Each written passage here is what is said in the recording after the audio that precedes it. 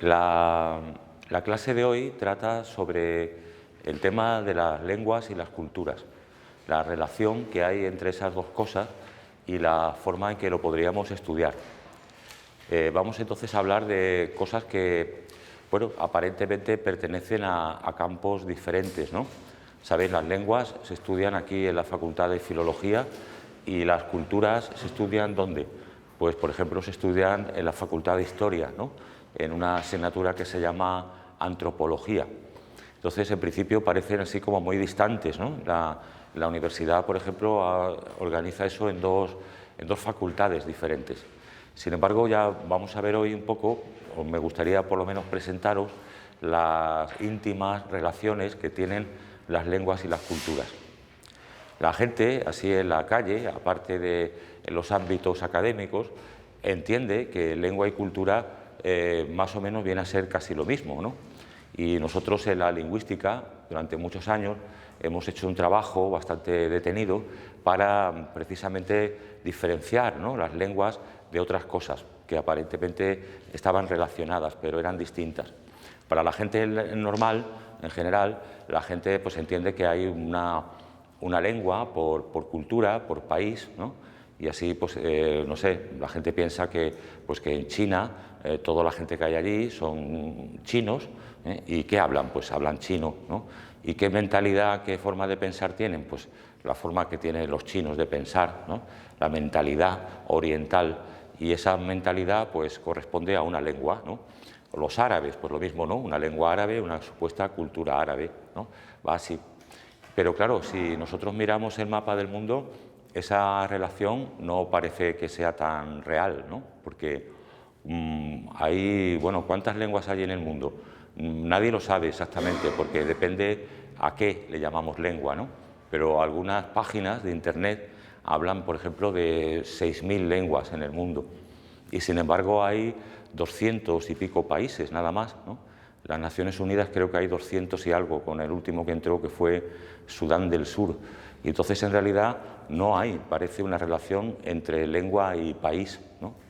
Cuando la gente piensa que, bueno, todo el mundo en Francia habla francés, pues está equivocada, ¿no? Porque en Francia, aparte del francés, se hablan otras cosas. Cuando aquí en España hay gente que dice, si estás en España, habla español. Bueno, pues es una cosa un poco extraña, ¿no? Porque en España no solamente se habla español, se hablan también otras lenguas. Y entonces, pues se puede estar perfectamente en España y hablar catalán o vasco o gallego, ¿no? O otras cosas. Entonces, realmente las lenguas y los estados y los países y eso que llamamos en general las culturas no va uno a uno. Van en una relación, pero no es una relación biunívoca, ¿no? Es estricta, lengua-cultura, lengua-país, ¿no? Esa relación no existe nada más que, ya digo, en la gente que nunca se ha planteado mucho esas cosas.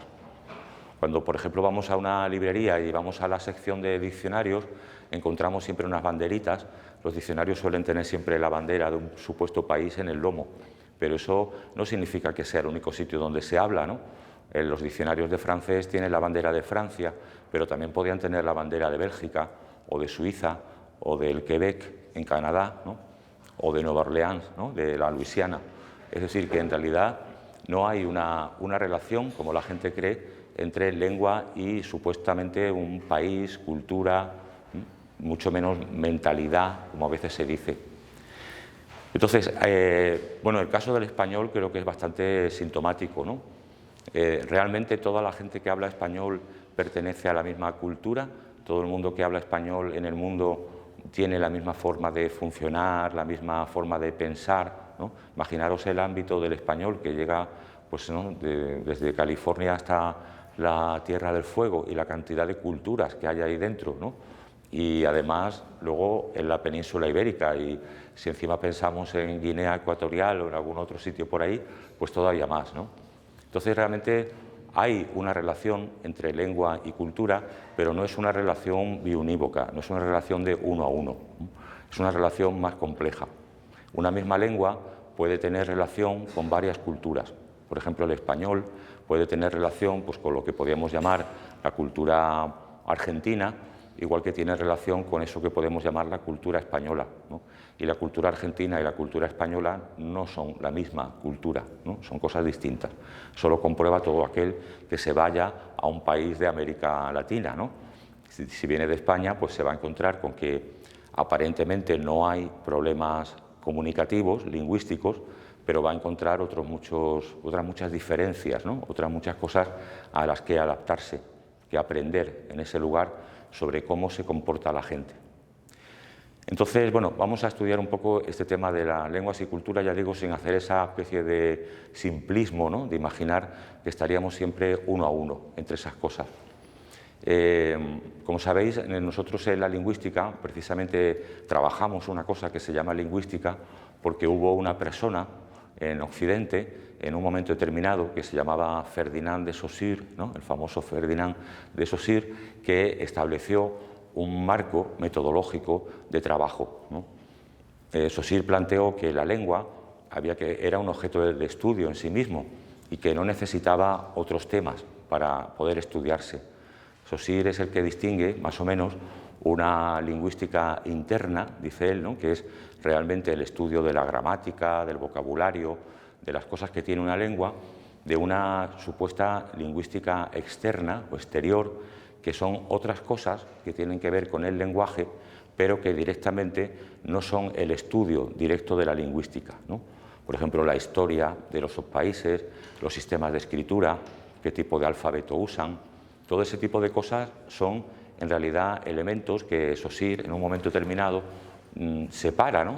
Disecciona un poco, precisamente para que la lingüística tuviera un ámbito propio, la lengua.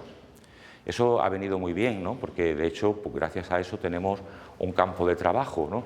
Y no andamos ahí perdidos en confundiendo letras con fonemas, ni confundiendo gramática con otras cosas distintas, ¿no? Con textos religiosos o con textos de alguna manera literarios, ¿no? Pero también, bueno, de alguna manera ha sido una diferenciación un poco estricta, ¿no? Sobre todo en eso que se llama la lingüística externa. Imaginar que una lengua se puede estudiar en sí misma sin tener en cuenta todos los factores que están alrededor de esa lengua. Esos factores en general alrededor es lo que podemos llamar cultura, ¿no? Cultura no es directamente la historia de un país. Por ejemplo, la cultura española no es, desde el punto de vista que aquí lo vamos a ver, no es directamente saber que, pues no sé, que Carlos V se jubiló en el monasterio de Yuste, ¿no? O que la guerra de la independencia empezó en el año 1800 tal, sino cultura, aquí nos estamos refiriendo sobre todo a costumbres, hábitos, formas de comunicación, formas de relacionarse la gente. En el fondo seguimos haciendo referencia a elementos comunicativos, pero no son directamente elementos lingüísticos, ¿no? Digamos que son elementos que tienen que ver con transmitir información, pero por otros caminos. Si hay alguna pregunta, alguna cosa que queráis comentar en algún momento, pues, no sé, levantáis la mano y lo comentamos, ¿eh? No hace falta que esperéis así al final ni cosas de esas. Bueno, pues entonces vamos a hablar de eso, de la lengua y la cultura. Cuando nosotros hablamos de que las lenguas están relacionadas con las culturas, es porque no olvidamos que las lenguas sirven para comunicar entre personas. Las lenguas no son mecanismos que están ahí funcionando solos en el vacío, ¿no?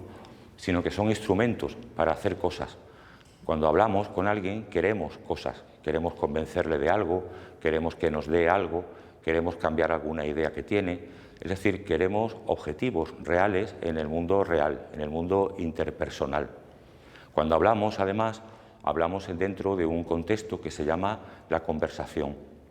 La inmensa mayoría de veces que nosotros usamos la voz para hablar, hablamos dentro de eso que se llama conversación.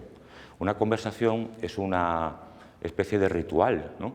Donde las personas mantienen una relación recíproca, ¿no? De ida y vuelta. Y esa conversación, pues, interviene no solamente elementos lingüísticos, sino más cosas. Por ejemplo, ¿por qué yo uso para algunas personas tú y uso para otras personas usted dentro de una conversación? Pues eso no tiene una explicación de lingüística interna directamente, ¿no? El hecho de que yo elija una forma u otra depende de la persona a la que estoy hablando y depende de mi relación con esa persona. La edad relativa, la relación de poder, si es el jefe en un trabajo, si es un empleado.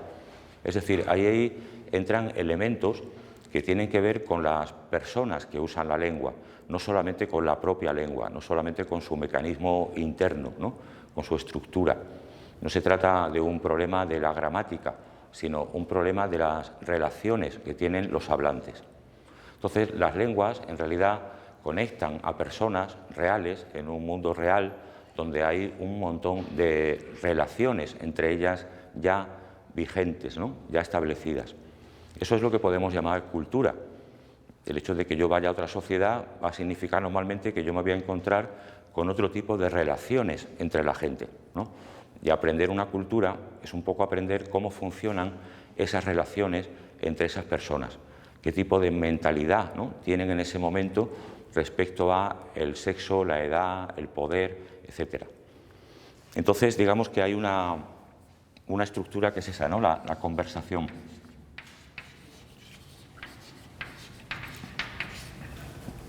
La conversación se supone que es algo entre dos personas que va funcionando, ¿no?, de una manera así cruzada. Y ahí es donde de verdad se da la comunicación hablada, ¿no? Por ejemplo, el silencio, ¿no? El silencio es muy informativo, pero el silencio no se puede estudiar si estudiamos frases sueltas, como solemos hacer en los textos, ¿no? Porque cuando estudiamos frases sueltas, el silencio no existe, ¿no?, es antes y después de hablar. Sin embargo, en la conversación, el silencio sí puede existir y tener un sentido comunicativo. Solamente tiene sentido cuando alguien se calla dentro del turno que tenía para hablar, ¿no? Es en ese momento donde uno siente que se ha callado por algo, ¿no? Por ejemplo, ese tipo de cosas, ¿dónde las metemos? ¿En el lenguaje? ¿No es lenguaje el silencio? Sí lo es. Si estudiamos la lengua así como frases escritas, ¿no?, sobre textos, no habría nunca un campo de estudio del silencio, ¿no?, que es un tema tan interesante. Sin embargo, dentro de la estructura de ida y vuelta de una conversación, pues el silencio es que cuando el hablante A ha hablado al B, el B no le ha contestado, ¿no? Y entonces eso quiere decir cosas, ¿no? La idea fundamental es, pues, para conocer mejor qué es una lengua y cómo funciona. Por ejemplo, si una persona estudia japonés, ¿no?, seguramente muchos elementos del entender a un japonés no va a depender solamente de la gramática, sino también va a depender de comprender por qué esa persona ha usado en ese momento una forma o por qué ha usado otra, ¿no?, lo que se llama la variación. ¿Por qué ha elegido, ¿no?, una expresión o ha elegido otra? Cada expresión será correcta desde el punto de vista gramatical, ¿no?, si es un hablante nativo. Ese no es el problema aquí. El problema es que él tenía o ella un abanico, ¿no?, de posibilidades. Podía haber expresado eso de diferentes maneras y ha elegido una. Esa elección no se debe solamente a elementos psicológicos, sino sobre todo se refiere a elementos de tipo social. Ha elegido una forma porque considera que de esa manera, teniendo a quien tiene delante, ¿no?, viendo quién es la persona que tiene enfrente, piensa que de esa manera va a lograr mejor su propósito al comunicar. Lo va a convencer mejor, o le va a conseguir mejor algo de él, o va a conseguir que cambie de idea, o lo que se proponga hablando, ¿no? Entonces, por eso cuando uno quiere conocer una lengua de un sitio, normalmente necesitaría también tener algunas claves de cómo es esa sociedad, ¿no? Solamente estudiando la lengua dirá unas frases muy correctas, pero seguramente fuera de, a lo mejor, de sentido, fuera de contexto, ¿no?, que pueden chocar a las personas por muchas otras razones. No porque esté mal gramaticalmente, sino porque no se dice eso en ese momento. Hay una cosa que me ha pasado mucho con los extranjeros cuando estudian español, ¿no?, y es que muchas veces no se dan cuenta de ese abanico de posibilidades, de esa red de estructuras sociales que funcionan en un sitio. Creen que solamente tienen que aprender español.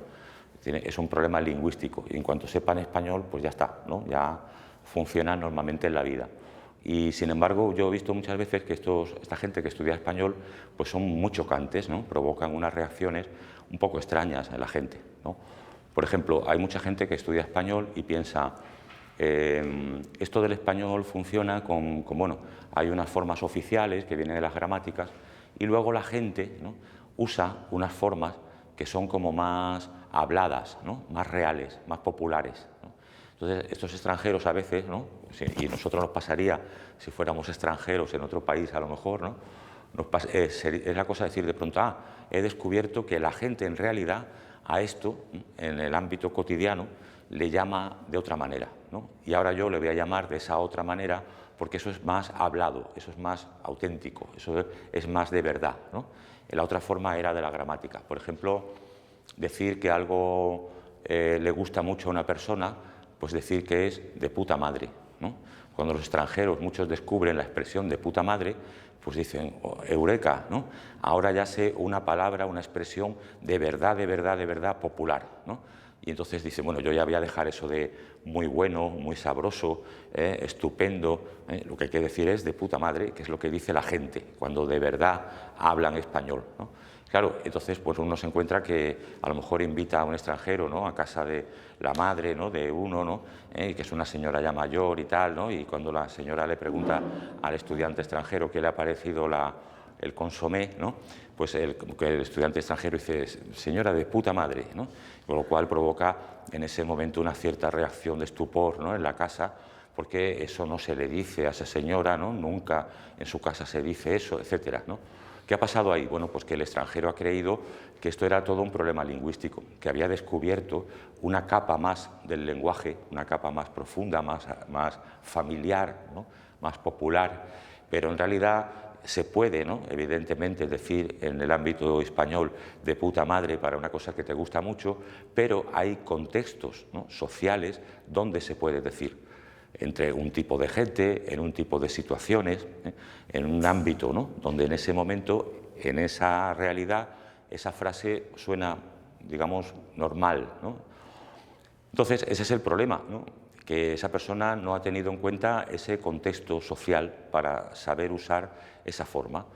El estudio de esos contextos, de esas situaciones, es lo que estamos aquí llamando, ya digo, cultura, ¿no? No como cultura oficial, cultura histórica de los reyes y de los gobiernos, sino como cultura real, cultura de la gente, ¿no? Y la cultura de la gente es sobre todo eso, que, digamos, los lugares, los sitios en que una cosa es posible o no, lo que se llama en general un contexto en lingüística, ¿no? Hablamos siempre dentro de un contexto. ¿Cómo estudiar contextos? Pues en el fondo estudiando culturas, cultura como tal, ¿no? Entonces, bueno, ese es un poco el objetivo. Sabéis que también hay dos enfoques en la lingüística que se llama, uno es el enfoque llamado formal y otro se llama funcional. Son como dos ramas, ¿no?, de la lingüística. En el fondo es la misma lingüística, pero son dos formas de verlo, ¿no? El enfoque formal estudia las estructuras lingüísticas en sí mismas y, bueno, intenta describir cómo son, ¿no? Por ejemplo, extrae reglas gramaticales a partir del examen de un montón de textos, ¿no? Ve qué tienen en común y extrae una regla. Esa lingüística formal aparentemente no le interesa nada fuera del lenguaje, porque su misión es solamente describir el lenguaje, es fundamental, ¿no? Si no, no tendríamos conocimiento de las lenguas. Pero al lado hay otra lingüística que se llama funcional, y esa lingüística lo que toma desde el punto de vista suyo es cuáles son los objetivos de los hablantes, para qué usan la lengua, es decir, cuál es la función de lo que están haciendo, ¿no? ¿Para qué sirve eso? Por ejemplo, una gramática formal es una gramática que estaría organizada, pues, el artículo, el nombre, el sustantivo, el adjetivo, el adverbio, el verbo, tal, ¿no? Todas las categorías formales. Una gramática funcional estaría organizada del tipo de, sería, ¿no?, algo así como presentarse, saludarse, convencer a alguien, ¿no? Y estaría organizada en función de lo que uno quiere hacer. Entonces, ahí no aparecerían de pronto todos los adverbios juntos, sino aquellos adverbios que sirvieran para saludar o aquellos adverbios que sirvieran para conseguir algo de una oficina o de un camarero, ¿no? Es decir, estaría organizado por los objetivos que tiene el hablante. Esa lingüística funcional, en el fondo, está mucho más cerca de reconocer que existe eso que se llama cultura y que afecta al lenguaje, porque evidentemente juega con situaciones, ¿no? Situaciones interpersonales que son más o menos reales. Bueno, las lenguas entonces reflejan, por un lado, ¿no?, las estructuras sociales de una sociedad y también, bueno, ayudan a reproducirlas, ¿no?, un poco, ¿no?, a que esas cosas sigan existiendo. Hay una relación muy clara, ¿no?, entre las lenguas y las sociedades que las hablan, y las lenguas están, pues, impregnadas un poco de esas sociedades, de sus creencias, de su forma de organizarse, de todo, ¿no? Un caso muy claro, creo, que ya Juan Pablo os hablará, creo, en marzo sobre esto, es el tema, por ejemplo, del patriarcado, ¿no?, en relación con el lenguaje. Está claro que las lenguas reflejan la estructura patriarcal de las sociedades, ¿no? Y ese reflejo, ¿por qué está ahí?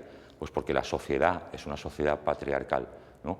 Es una sociedad desigual, donde de pronto los hombres aparecen ocupando un papel ahí de poder, ¿no?, un papel público. Y entonces, bueno, las lenguas reflejan eso.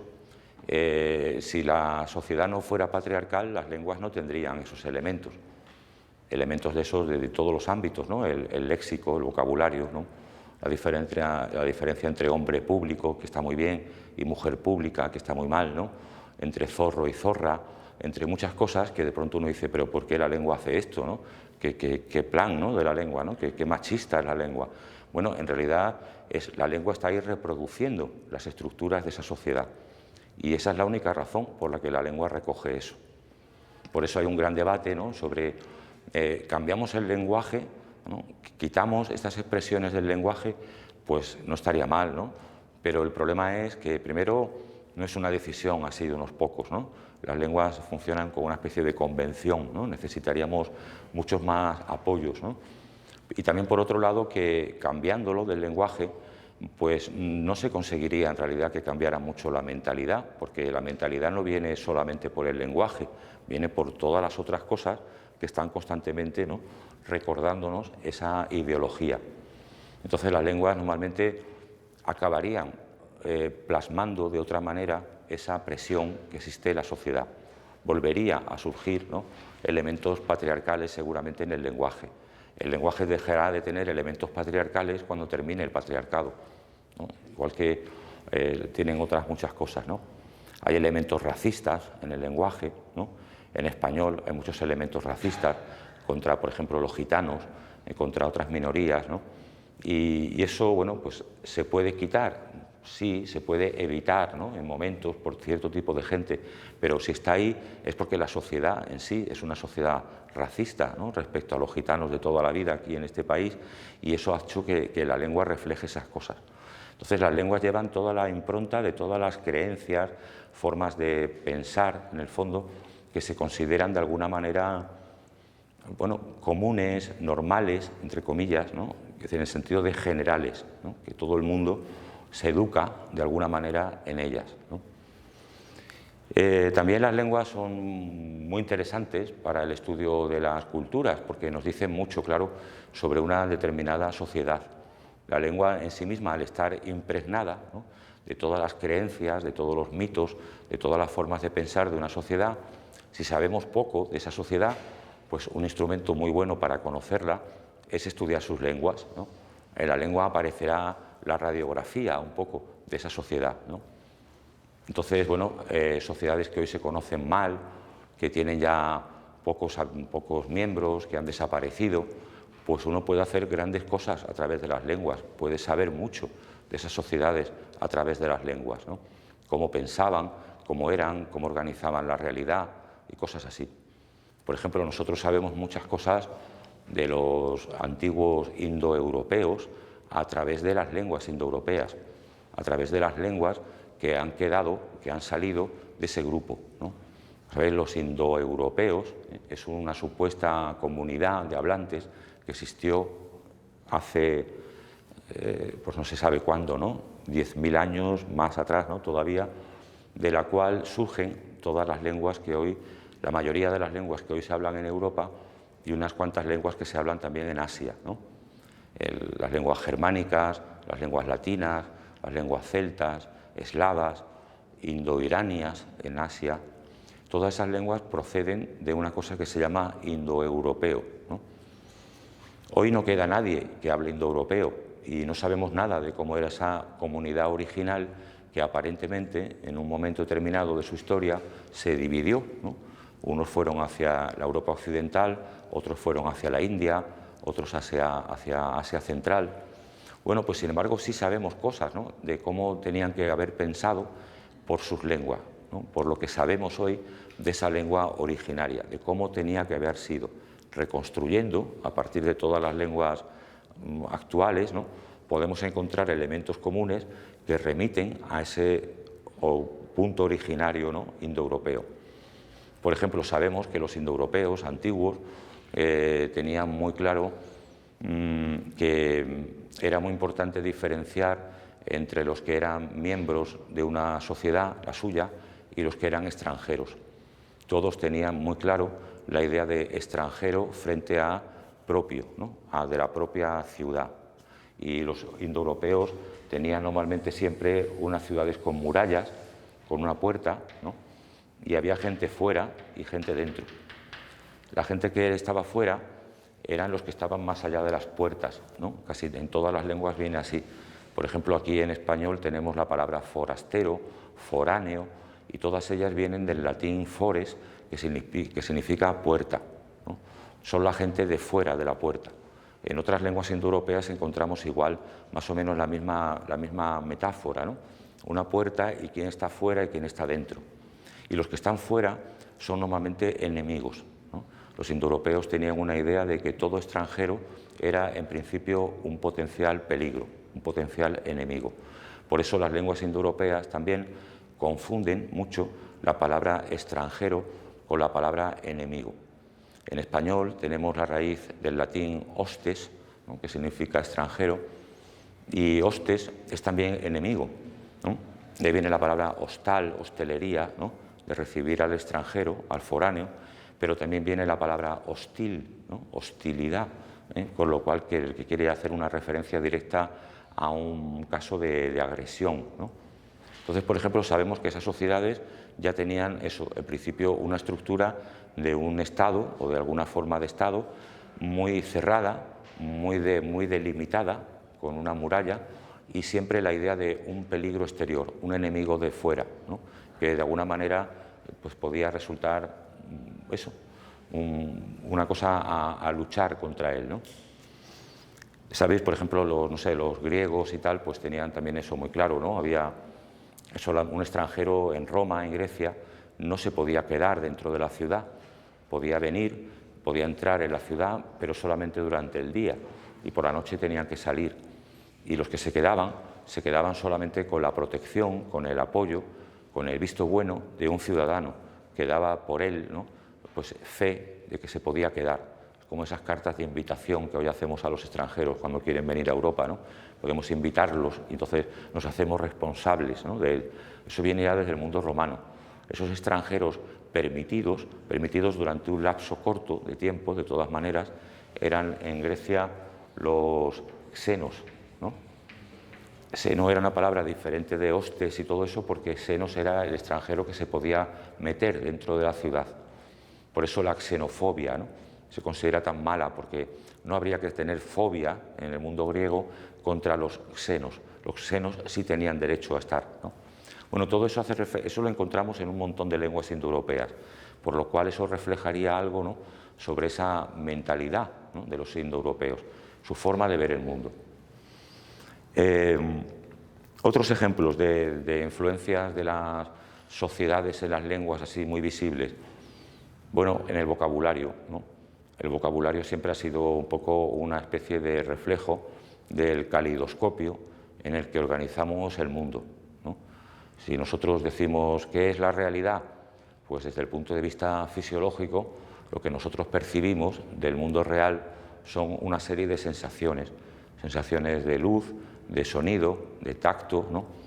Recibimos en realidad muchos estímulos, ¿no? Nosotros esos estímulos los organizamos en cosas, en categorías. Decimos, esta sensación que me llega a mí de ahí, eso es una silla, ¿no? y esa otra que no tiene el mismo color a lo mejor, pero también por una serie de rasgos, también le voy a llamar silla, ¿no? Pero en realidad lo que yo he recibido ahí son colores, formas, que podría haber llamado de otras muchas maneras o podría haber dividido en categorías distintas, como divido de pronto entre canapé y sofá, ¿no? Entonces, bueno, el hecho de que las cosas se llamen de una manera o de otra son categorizaciones, ¿no? Son casilleros, ¿no? En los cuales metemos poco a poco las sensaciones de la realidad.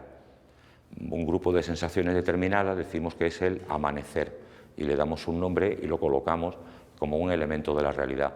Y otro tipo de sensaciones decimos que es malestar y lo colocamos en otro elemento de la realidad.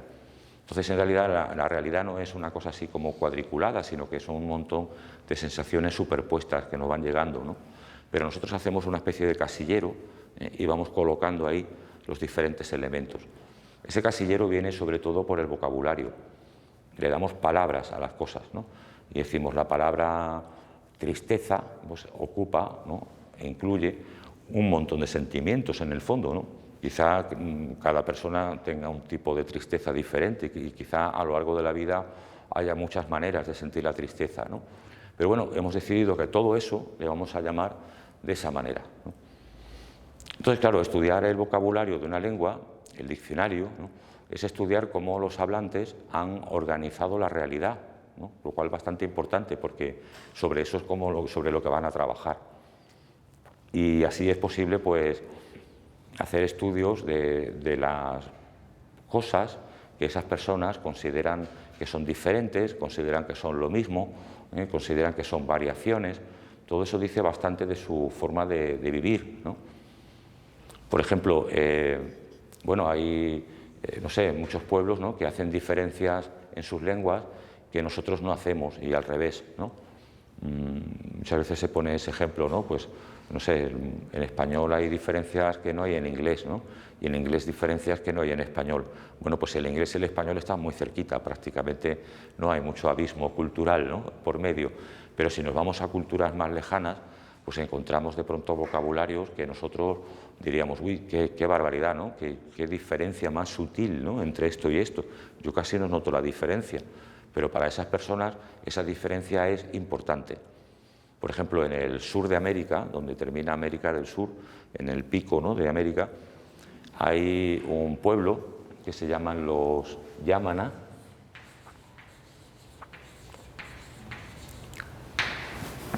que es en teoría el pueblo, bueno, ya casi no quedan hablantes de Yamana, ¿no? Había muchos hasta el siglo XX, que es un pueblo indígena, ¿no?, un pueblo indio, diríamos, ¿no?, de América, que es el pueblo más al sur del mundo, ¿no?, el pueblo que vive más cerca del polo sur de todos, porque, como sabéis, América, el continente americano llega casi hasta la Antártida, ¿no?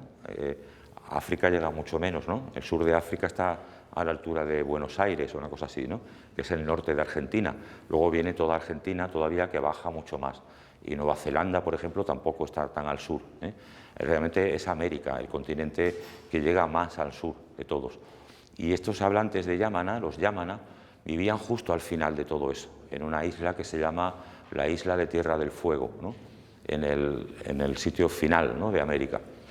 Bueno, pues los Yamana vivían tradicionalmente hasta el siglo XX como nómadas, pero nómadas marinos, ¿no?, nómadas en canoas.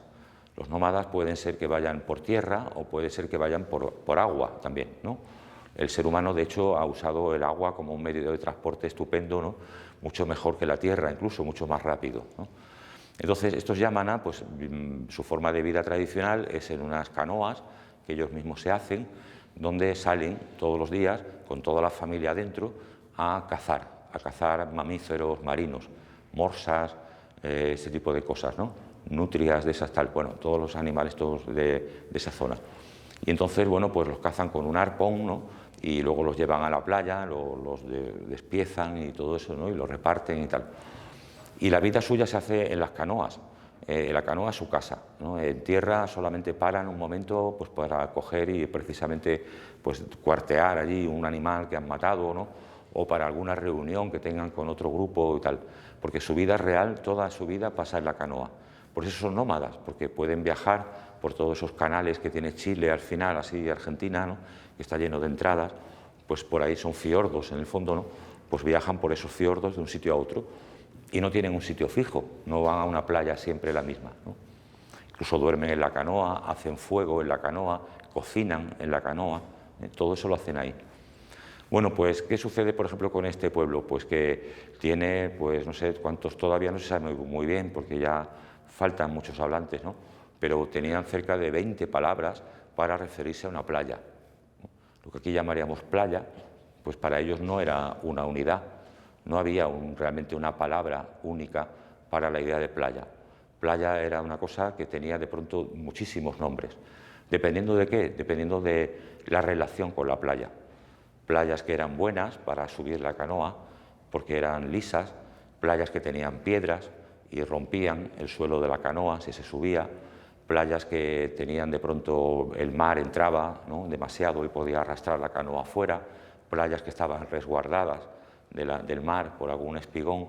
Dependiendo del tipo de playa, es decir, si eran para ellos buenas, malas, útiles, más o menos fáciles o difíciles, le daban un nombre distinto. No existía, ¿no?, como tal la categoría playa, no había esa idea, ¿no? Había muchos tipos de costa baja que podían encontrarse y que para ellos pues no tenían prácticamente ninguna relación, ¿no? Seguramente también conoces el caso de los esquimales, que se habla mucho de ellos así en la prensa, ¿no?, a veces, sobre los nombres de la nieve que hay en Esquimal, la cantidad de nombres que se utilizan en los pueblos así árticos, ¿no?, para referirse a la nieve. ¿Todo eso qué hace? Bueno, eso significa que para esta gente, para estos pueblos, es fundamental, ¿no?, comunicar sobre esas cosas y no equivocarse, ¿no? Alguien puede, imaginaros, pues en una canoa decir, voy a ir a esa playa, ¿no? Esa playa no, porque esa playa es una playa X, ¿no?, que te va a romper la canoa si te acercas ahí. Eso hace falta decirlo, además, con cierta economía, ¿no?, del lenguaje. Es decir, nosotros también podríamos, evidentemente, decir una playa que sea lisa, que no tenga piedras, que no vaya a romper las canoas por debajo, ¿no?, también. Pero tardaríamos mucho y, además, a veces no nos quedaría muy claro a qué nos estamos refiriendo, ¿no? Entonces, las lenguas tienen muy bien organizado eso. Es decir, todo lo que necesita un hablante, en el fondo, para comunicar con su gente, para resolver, ¿no?, cuestiones con la vida, la lengua lo tiene de alguna manera incorporado. Es normal, ¿no?, imaginaros igual, ¿no?, no sé, los marinos, cuando había barcos de vela, pues tenían un nombre para cada vela y para cada palo de cada barco, ¿no?, incluso hasta para las cuerdas, ¿no?, de los barcos. Pero sobre todo los palos y las velas, todos tenían un nombre, ¿no? O sea, había una vela que se llama foque, por ejemplo, foque. Bueno, pues evidentemente la vela foque también se podía nombrar, ¿no?, diciendo, uno podía decir arría el foque, o podía decir guarda la vela que está ahí al final en la proa, en la parte de delante, no la primera, la segunda.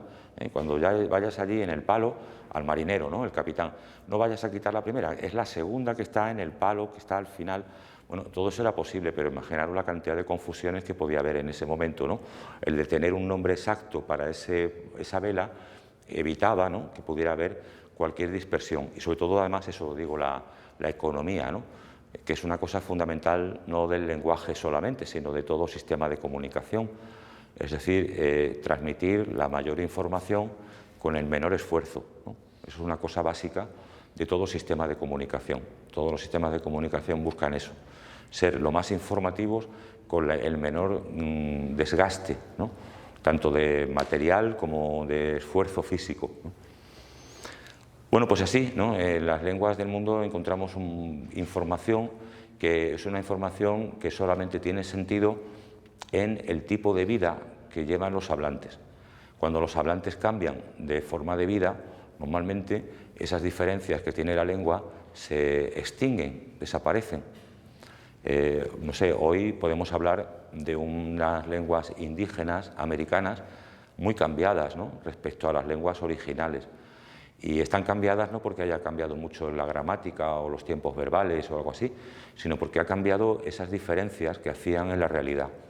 Ha cambiado la vida que llevaban, los indios han sido cristianizados, occidentalizados, y su forma de vida tradicional ya no tiene sentido. Entonces, por lo tanto, su lengua inmediatamente deja de tener una serie de cosas, como nosotros hemos dejado de tener palabras para las partes de un carro, ¿no? Un carro de caballos tenía sentido en una época y antes había nombres en español para cada parte concreta del coche de caballos, ¿no? El eje que pasaba de la rueda a rueda, el trocito de la rueda que conectaba con el radio, todo eso tenía un nombre. Hoy nadie sabe ya esos nombres en español, ¿no? Están ahí ya perdidos, ¿no?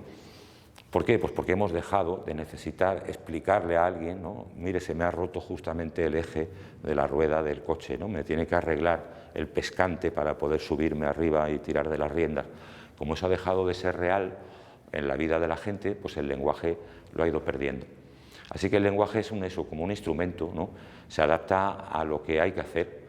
Una llave inglesa se adapta a las tuercas que tiene que ajustar, ¿no? Un tenedor o una cuchara se adapta a la comida que tiene que llevar del plato a la boca, ¿no? Pues igual, la lengua es un poco también un instrumento, está hecha para conseguir, para hacer cosas, ¿no? Y si cambia de pronto las cosas, la lengua pues también cambia. O puede que incluso los hablantes la dejen, ¿no? Pasen a otra, pero eso siempre es por razones un poco exteriores, por presiones, no sé, un poco políticas también, ¿no? Entonces, eso es un poco lo que quería así ir contándoos, ¿no? Sobre el tema este de las lenguas y de su relación con las culturas. Bueno, hay incluso palabras en sí mismas que no se pueden traducir, como se ha dicho muchas veces, ¿no? De una lengua a otra. Y cuando alguien piensa, ¿por qué no se pueden traducir? Pues normalmente no se pueden traducir porque en la nueva lengua no te puedes imaginar la realidad que están describiendo. Siempre se podrían traducir, ¿no? Siempre se podría buscar una palabra alternativa, pero el problema es que la gente no vive esa realidad y no se la puede ni siquiera imaginar. En realidad lo que no se puede traducir son las ideas, ¿no? Son los conceptos pasados de un sitio a otro. Buscar un sonido para ese concepto, un significante, no es tan difícil. El problema está en el propio concepto. Un caso que, bueno, se utiliza mucho para explicar esto es, por ejemplo, las estructuras familiares, ¿no? Nosotros a lo mejor pensamos que en todas las lenguas del mundo hay una palabra para padre, o para hermano, o para primo, o para sobrino. Bueno, pues eso no es así. En muchas lenguas del mundo no hay una palabra para hermano. No se puede decir directamente hermano. O la palabra que usan para padre no se traduciría aquí realmente como padre, porque no tiene esa función. ¿Qué pasa? Que la gente no puede decir hermano porque todos son hijos únicos o que no, tienen su madre, tiene otros hijos, ¿no? Pero el problema es que no hay una categoría llamada hermano. Por ejemplo, son lenguas, como sucede en las lenguas de Asia Central, donde el mongol y otras, donde la gente no pertenece a una categoría llamada hermano. Varía mucho si es el hermano mayor o no. El hermano mayor es una figura aparte en la familia, no es un hermano más. Si yo tuviera un hermano mayor y fuera habitante de Kazajistán, yo ese hermano mayor lo consideraría una figura en casa distinta del resto de mis hermanos, completamente distinta, tan distinta como un tío o de un primo. Un hermano mayor estaría más cerca para mí de lo que aquí llamaríamos tío, de que en realidad de lo que aquí llamamos hermano, porque el primero de los hijos tiene unas funciones en la casa casi de sustituto, de ayuda, ¿no? De la madre en muchas cosas que nosotros aquí no tenemos. Entonces, bueno, si en esas lenguas alguien usara la palabra hermano para incluirlo a todo, sería como si aquí usáramos una palabra para incluir tío, sobrino y primo, ¿no? Pues sería una cosa un poco extraña, ¿no? Diríamos, pero bueno, ¿pero a quién te estás haciendo referencia? ¿A una persona que es mayor que tú o menor, o de tu misma edad, o un hermano de tu madre, de tu padre? ¿No? Todo eso me lo metes en la misma casilla, en el mismo casilla, ¿no? En el mismo grupo, me está llamando eso, no sé, cousin, todo, ¿no? No estás diferenciando ahí. Para mí es importante saber si se trata de una persona de mi edad o es un hermano de mis padres, ¿no? Para hablar con él. Claro, porque aquí sí hacemos esas diferencias sociales, ¿no? Y son importantes. Allí la diferencia importante en el ámbito ese de la fraternidad es el hermano mayor. Es una figura completamente distinta del resto. Es como una autoridad, ¿no? De la casa. Pertenece al ámbito de los que tienen autoridad sobre mí. Y, por ejemplo, el caso de padre, pues también, ¿no? Hay muchas sociedades donde no existe un matrimonio monogámico, que la gente tenga cuidado de los hijos que tiene en el ámbito sanguíneo, sino que de pronto hay otras historias, otras conexiones. Cuando uno mira, por ejemplo, el vocabulario del parentesco, de los nombres de familia, la única palabra que existe en todas las lenguas del mundo que se puede traducir sin problema es la palabra madre. Es como un niño llama a su madre, ¿no?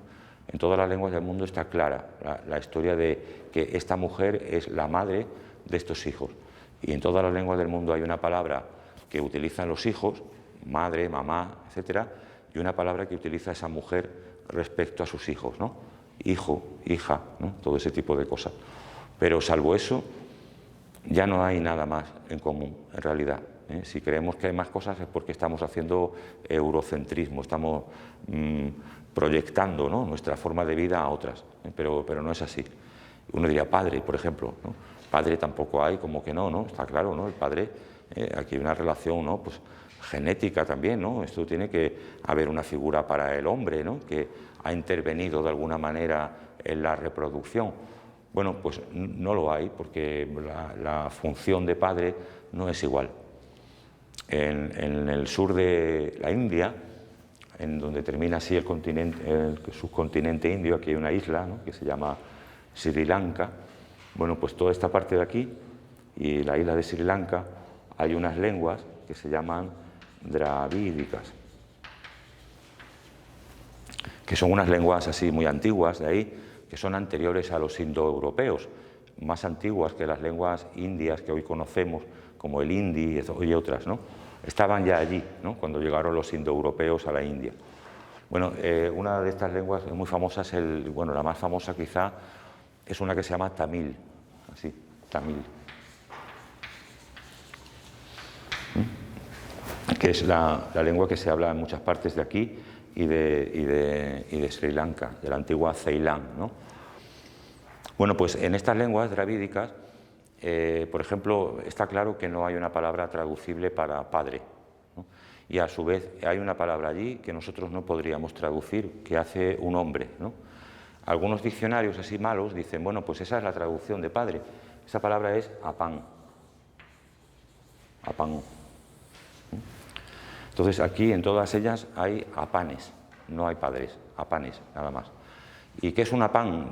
Pues uno lo mira, ¿no?, y tiene que estudiar, claro, un poco esa sociedad, porque si no, no se entera, ¿no? No hay una correspondencia, ¿no? Entonces resulta que apán es un hombre que tiene una relación con una mujer que tiene hijos, ¿no?, y cuida de esos hijos, pero él no es el padre biológico de esos hijos. La cosa funciona de la manera siguiente. En esas sociedades, las mujeres, cuando son así adolescentes, pues se unen, ¿no?, las familias y tal, juntan a esas mujeres con unos hombres, con unos jóvenes de su edad. Y esos jóvenes, cada mujer se junta con un joven y conviven con él, tienen relaciones sexuales y todo eso durante un tiempo, nada más, hasta que llega más o menos los 17 años, una cosa así. En ese momento ya no tienen más relaciones así íntimas, ¿no?, pero siguen viviendo juntos. Entonces la mujer, ella empieza pues a tener relaciones con otros hombres de la comunidad, ¿no?, más o menos con todos los que quiera, ¿no?, y empieza a tener hijos con esos hombres. Esos hijos que tiene, los hombres que no van a vivir con la mujer ni nada, ¿no?, ellos están en otro lugar, ¿no?, y toda la sociedad los reconoce, ¿no?, que esos hijos son de ese hombre o del otro, ¿no? Incluso cuando dan a luz, pues viene el padre biológico, diríamos, ¿no?, a hacerle regalos y todo eso, pero no se ocupa para nada de esos hijos. ¿Quién se ocupa de esos hijos? Ella y ese compañero masculino que vive con ella, con el cual ya no tiene relaciones. Ese compañero masculino es el apán.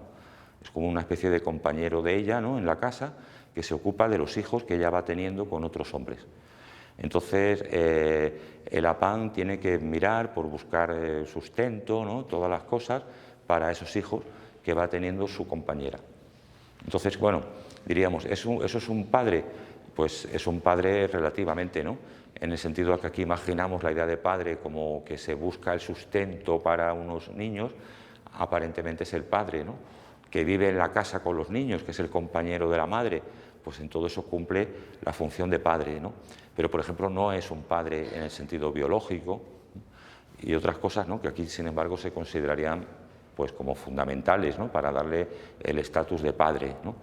Claro, no significa que Lapán sea una especie de monje ni nada, ¿no? Él, a su vez, tiene hijos con otras mujeres, de los cuales se ocupa el compañero, ¿no?, los compañeros que tienen esas mujeres, los Apán, que están por ahí viviendo con esas mujeres, ¿no? Así funciona esa sociedad. Funciona bien, llevan miles de años funcionando así. Se trata de una relación que podríamos llamar de qué, pues no sé, ¿no?, de poligamia. Tampoco es exactamente una poligamia, porque la mujer no tiene ninguna vinculación oficial ni formal con esos padres, ¿no?, diríamos aquí, de sus hijos. Así que es solamente una forma distinta, ¿no? Entonces, ¿cómo podríamos traducir esa palabra? Pues seguramente no la podríamos traducir de ninguna manera, ¿no? Tendríamos que ponernos a explicar todo esto. Ya digo, entonces no es un problema de la traducción en sí misma, ¿no? Es un problema de la realidad que refleja esas palabras. Hay lenguas donde, pues no sé, cosas así muy básicas, ¿no? La organización del espacio, por ejemplo, es diferente. Incluso cosas que podemos considerar universales, ¿no?, porque pensaríamos que vienen naturalmente, ¿no?, de la percepción, pues también, ¿no?, son, sin embargo, cosas que esa sociedad ha elegido. Por ejemplo, hay lenguas donde no es posible decir, no sé, derecha o izquierda, cosas como eso, ¿no?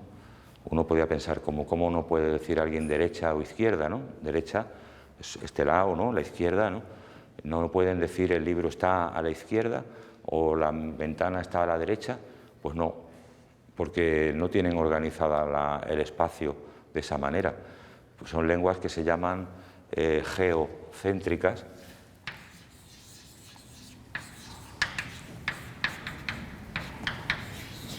frente a lenguas como la nuestra, que se llaman egocéntricas.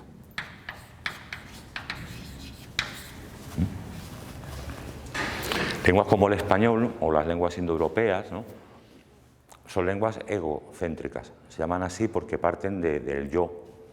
O sea, por ejemplo, yo puedo ahora mismo organizar el espacio a partir de mí, ¿no? Así que esto es la derecha, la izquierda, delante y detrás. Y si hago así, pues ahora eso es el delante, detrás, la derecha, la izquierda. Según cómo yo me vaya moviendo, le voy llamando a los espacios con unos nombres. ¿Y de qué depende? Depende de mí, que soy el que habla en este momento, ¿no? En mis frases aparece así, en tus frases aparecerás, ¿no?, diciendo las cosas pues al contrario, ¿no? Y eso, bueno, pues existe así. ¿Eso es útil? Bueno, sí, ¿no? Funciona. La gente dice, el libro que está a la derecha, y uno mira al que lo ha dicho y dice, ¿dónde está su delante, su detrás? Ah, pues ahí, ¿no? En la conversación sabéis que funciona un poco mal, porque como hablamos cara a cara, mi derecha es vuestra izquierda, ¿no? Y entonces uno a veces dice a la derecha, pero a la derecha mía o a la derecha tuya, ¿no?, o a la derecha de ti, porque a veces eso no está tan claro, ¿no? O uno va al médico, ¿no?, y algo así, piensa y dice, me duele el brazo derecho, y mira que el médico no vaya a pensar que es el izquierdo suyo, ¿no? O sea que eso de estar cara a cara no está muy bien, ¿no?, parece, para estas cosas, pero bueno, nadie se equivoca, ¿no? Todo el mundo encuentra el libro cuando se lo describen dónde está, y encuentra la puerta y encuentra todo, ¿no? Bueno, pero hay lenguas en el mundo que de pronto los hablantes dicen, pero esto es un jaleo, ¿no?, podemos decirlo así, no lo dicen, pero históricamente, ¿no?, parece que lo hayan dicho. Y entonces organizan eso respecto a la Tierra, no respecto a mí, no al ego, al yo, sino respecto al planeta. Es decir, son lenguas donde lo que hay es norte, sur, este y oeste, ¿no?, los puntos cardinales. Entonces, en esas lenguas no se puede decir el libro está a la derecha, sino el libro está al norte o del otro, o al sur, o al este, o al oeste. En ese momento está mucho mejor, ¿no?, porque ahí ya no depende de que estemos cara a cara, no se da la vuelta al hablar, ¿no?, siempre están en el mismo sitio, ¿no? Uno puede decir, el libro te lo vas a encontrar a la derecha según se entra, ¿no? Tenemos que decir aquí para imaginar la posición del cuerpo de esa persona y cuál va a ser su derecha y su izquierda. Ahí en esas lenguas no hace falta, ¿no? Se dice, está al norte de la habitación, da igual por qué puerta entres, ¿no? O esta calle, ¿dónde está? Pues mire usted, según sigue por aquí, la primera a la derecha, ¿no? Imaginando como, ahí no importa, se dice, esa calle está al este de la otra. La gente dice, pues sí, ya sé dónde es, ¿no? Y va justo al este. Claro, imaginaros qué complicación para nosotros, ¿no? Porque ahora mismo yo no sé si esa cámara está al norte, al este o al sur, ¿no? Y vosotros que estáis al este o donde tendría que tener una brújula o no, ahora en los móviles, ¿no? Mirar ahí a ver dónde está cada uno, ¿no? Bueno, pues en esas lenguas no les hacía falta mucho brújulas ni nada, sino que automáticamente lo hacían. Uy, perdón, ¿qué hora es? Me quiero pasar mucho. ¿Hasta qué hora tenemos clase hoy? Hasta menos 10, ¿no? Eso. Y entonces en esas lenguas es posible, pues eso, orientarse, ¿no? Los hablantes sin necesidad de ningún aparato, de ninguna cosa. Desde pequeñitos, los hablantes de esas lenguas están pendientes todo el tiempo de los puntos cardinales. Les enseñan a ser conscientes de ellos todo el día. Cuando alguien se levanta por la mañana, sabe cómo tiene orientada su cama, su casa, ¿no? Todo. Y cuando va por la calle y gira en una esquina, se acuerda que ha girado, ¿no? Es como si llevara todo el tiempo en la cabeza los cambios que está haciendo, ¿no? No los olvida nunca. Eso, ¿por qué lo hacen así? Bueno, porque les sirve para comunicar, ¿no? Si pierde de pronto en un callejeo, pierde las referencias, luego pues se va a liar, ¿no? Y además no va a saber explicar a los demás nada, ¿no?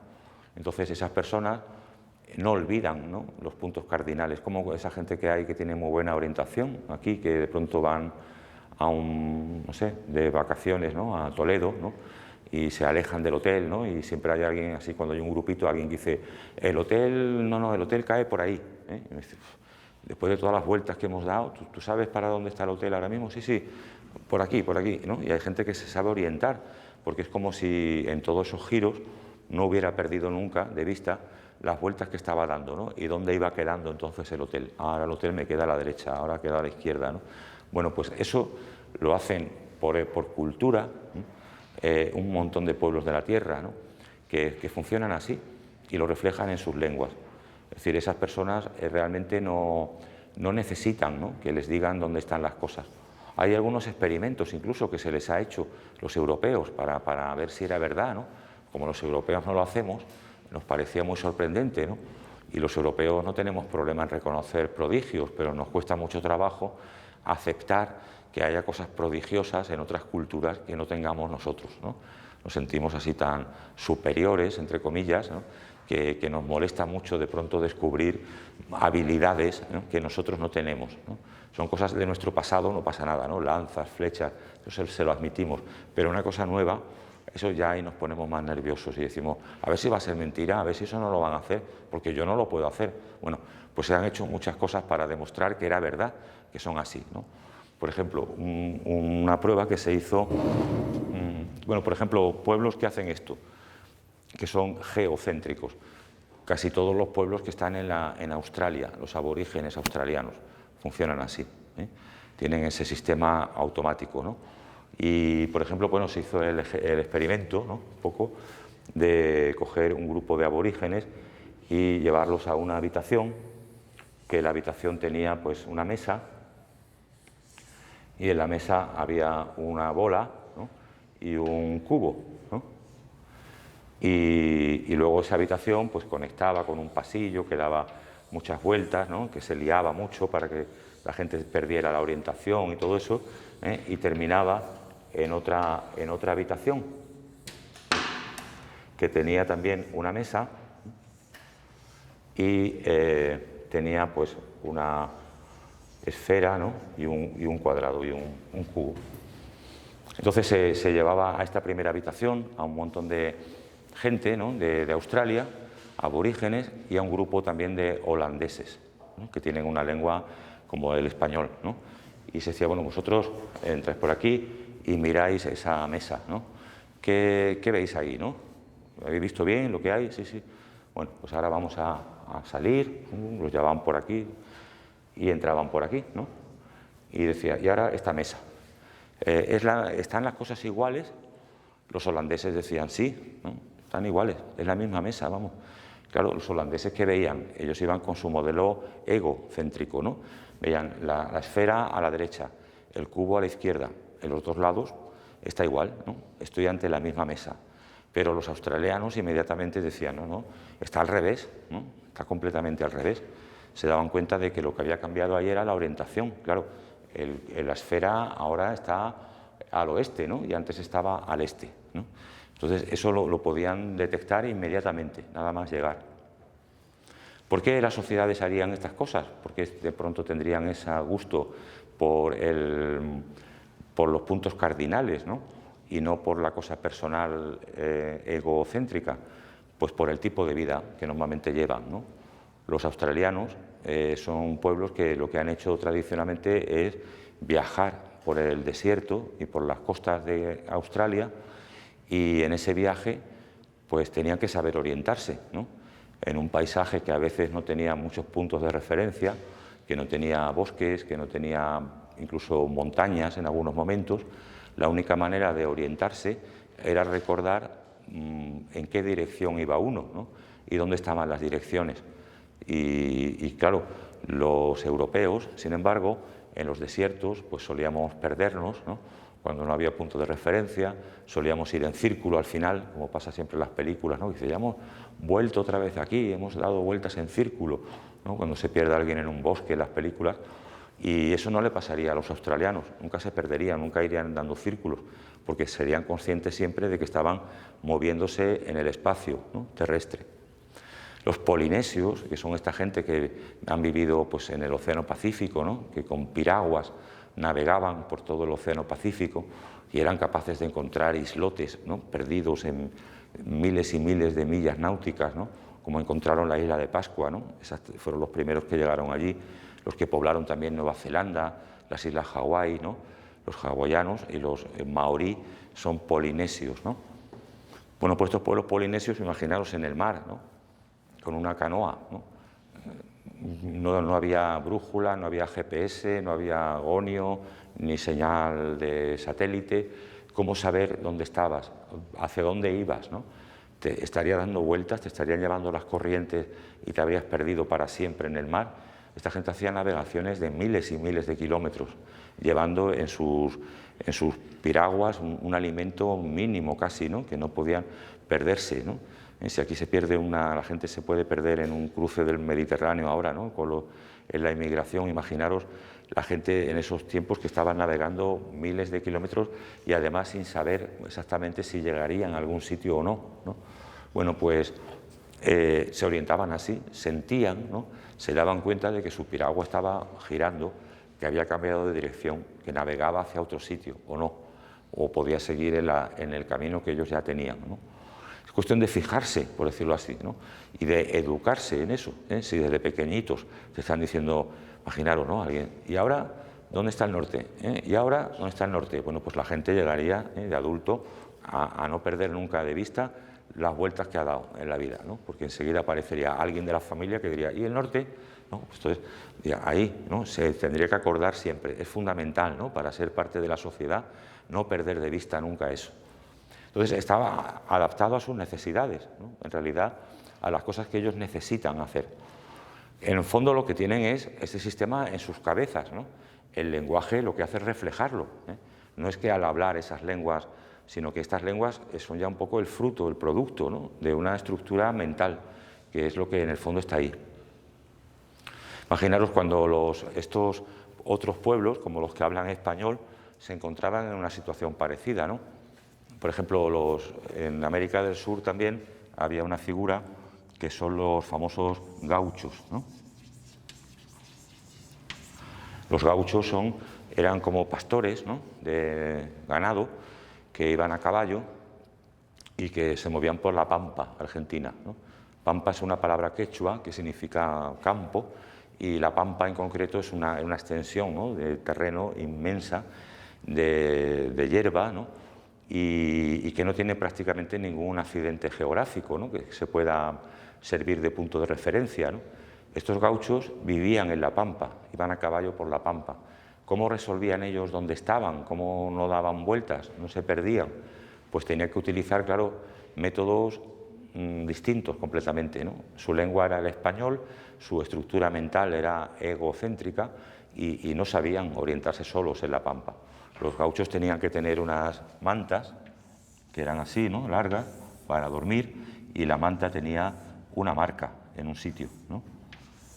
En un lado tenía un dibujo especial, ¿no?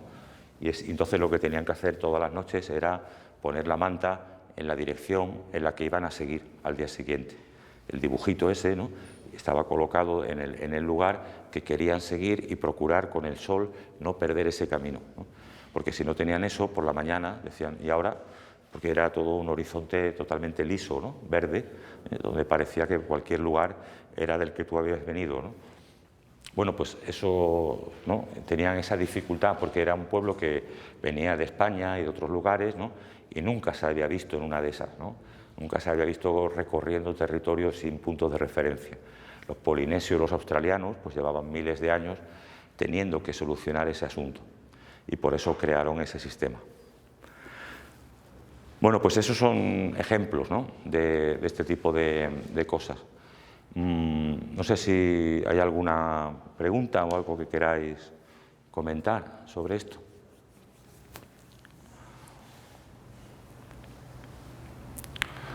¿Alguna opinión? ¿Alguna cosa que se os pueda haber ocurrido si habéis prestado atención, sobre todo? Bueno, pues eso es un poco lo que os quería contar. Puedo seguir poniéndoos algunos ejemplos más, pero bueno, me hubiera gustado que hubiera habido alguna participación hoy, por lo menos, ¿no? Y bueno, eso, hay muchas cosas para estudiar sobre todo esto, ¿no? Si os vais a dedicar alguna vez a la enseñanza de lenguas, pues no está mal, ¿no?, meter algunas claves sobre la cultura que hablan los hablantes de la lengua que vais a enseñar, o porque evidentemente la gente lo va a agradecer mucho, ¿no? Primero porque le van a quedar mucho más claras algunas cosas que las lenguas reflejan y que aparentemente son muy extrañas, ¿no? Y también, sobre todo, porque no hay que olvidar que la gente cuando aprende un idioma lo que quiere es comunicar con una sociedad, con una comunidad, ¿no? La gente no aprende idiomas, salvo una minoría, que somos muy raros, que somos los que nos gustan las gramáticas, ¿no? Pues no aprendemos idiomas para saber cómo es un adverbio de lugar, ¿no?, en quechua, sino que lo hacemos sobre todo para poder comunicar con una comunidad, ¿no? Y entonces, por lo tanto, pues eso es dar información sobre las claves de esa sociedad no viene mal, ¿no? Sirve para que esas personas sientan que de verdad están entrando en un mundo distinto.